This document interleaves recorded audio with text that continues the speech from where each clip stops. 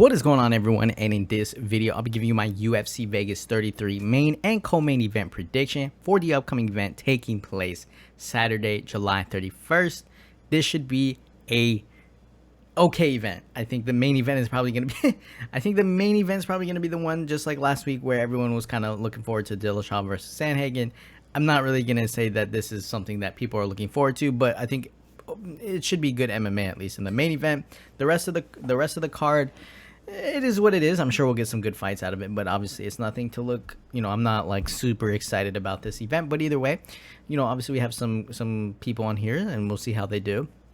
It just sucks with some of the fights coming off the card for COVID or whatever it may be. It's always like some of the fights get pulled off and then you're kind of left with them putting some fight from like the prelims onto the main card.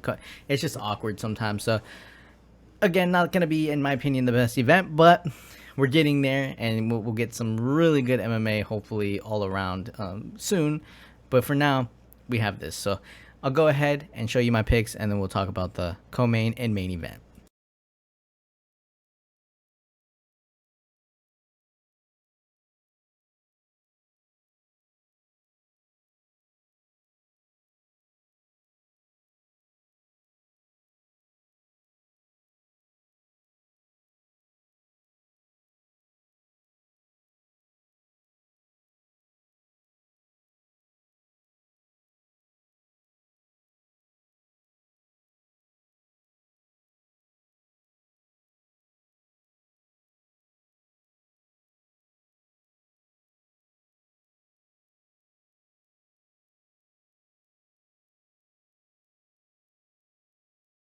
So in the co-main event of the evening, we have Kung Ho Kang taking on Ronnie Yaya. And for Kang, this is one of those fights where initially I was like, okay, Kang probably because he has the reach advantage, but then I forgot that he had the 2-year layoff and he's had time off and we don't know how he's going to look. But obviously, hopefully he looks good, but he's going to have the reach advantage. Hopefully he keeps the fight standing and then maybe he can grapple with Yaya, but probably not going to be the best thing to do early on, at least.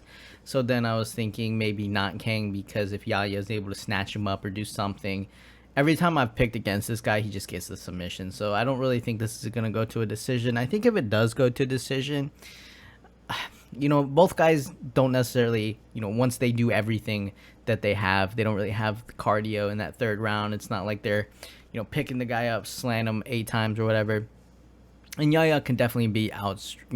He's not really a striker. He's kind of just uses it to get in there close and then take him down. Kang obviously probably was going to have the best, at least the better striking in this fight. But it's sketchy either way because Kang always wins fights by the split decision. But then, Yaya always wins his fights by submission. But at the same time, he could probably win this fight by decision. And it just depends on who you ask, right? If Kang's doing all the striking, but Yaya's doing all the back takes and the just grappling against the fence, even if it's not the best thing you've seen in the world, he might win this fight. But I think for Yaya, every time I count him out, man, so it's like, I guess this could be the time where he just gets knocked out in 10 seconds or something like that. But for me, it's like, I gotta go with Yaya just because I think this is one of those fights where I think you figure out what's gonna happen early on. I think if Yaya, like, for example, can't get the takedowns or, he's getting lit up on the feet and then he barely gets a takedown and he gets destroyed, that's probably what's going to happen. Or we see Kang make, like, one mistake and then Yaya's on top of him, strangling him out on the floor. So I'm going to go with Yaya on this one. I think, obviously he's going to try to close the distance, get that takedown, and then early on just try to get the submission. So, sketchy fight, but I'll go Ronnie Yaya just because every time I count him out, he wins these fights. So I'll take Ronnie Yaya to defeat Kung Ho Kang by submission in round number 1. Let me move on into the main event of the evening, and this is one. Uriah Hall is coming off of a win, technically, but not really a win, but just kind of a TKO, doctor stoppage, kind of broken leg kind of thing over Chris Weidman. So we didn't really get to see much from there. We saw his fight against Anderson Silva. Wasn't the prettiest thing for like the first 3 rounds, and then I think that was more of just Silva just not being Silva anymore, going in there really sloppy and then getting pieced up, getting dropped, and then finished. It really wasn't. I think Uriah Hall should have, maybe he had too much respect for him too. And we've seen that with Uriah Hall, not to bash mental health, but we've obviously seen Uriah Hall have trouble with the whole mental health thing in the game. And It's not the best thing. He's gotten a lot older now, and I wouldn't say that. I mean, he's still explosive. He can still knock these people out, but Sean Strickland's going to be one of those guys where he's going to want to go in. He's going to be probably this, he's going to be the more volume striker. He's not going to be trying to load up one shot and knock out Uriah Hall. He's going to probably try to light him up over a course of, however many rounds, maybe 2 rounds, 3 rounds, and then probably try to go for the finish.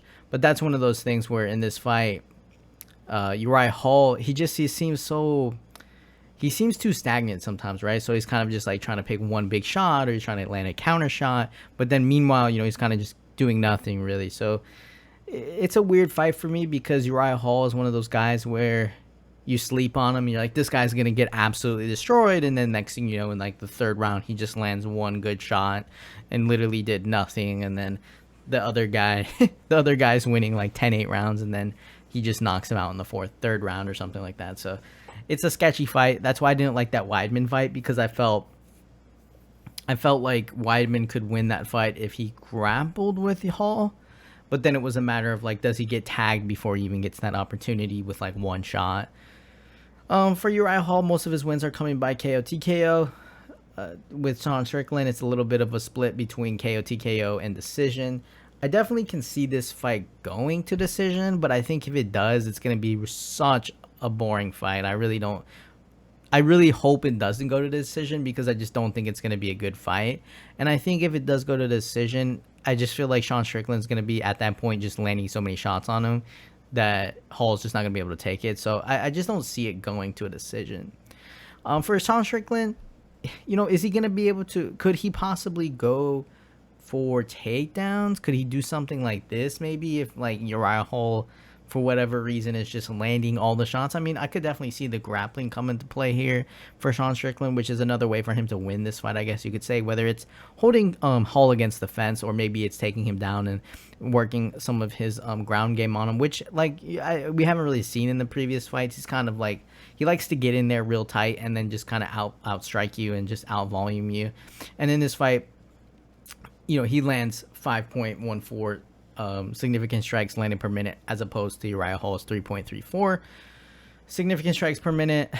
Percentage of strikes landed, though, significant strikes at least, is 51% for Hall versus 39% for Strickland. Pretty much for Sean Strickland, he has the better striking defense. But then again, Hall, I don't know. Hall, he definitely can take some punishment, but then at the same time, all he needs to do is land a couple shots, and then the fight's over or whatever. So I think Sean Strickland, though, if he's able to keep this pace up early on and he's kind of just out-piecing him, he's got really good hands. He likes to close the distance, staying tight. He'll stay in there with you, man. Like he can really box you up. So for Sean Strickland, if he can pressure him and kind of just overwhelm him, I think more than a decision, he's going to just get a finish eventually. I think he'll just start hurting Hall too much, and Hall will kind of, turtle up and whatnot.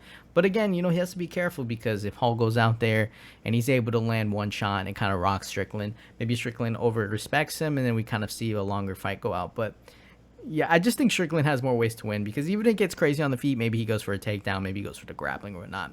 And I'm more confident in saying that Strickland's going to have good cardio by the end of this in comparison to Hall.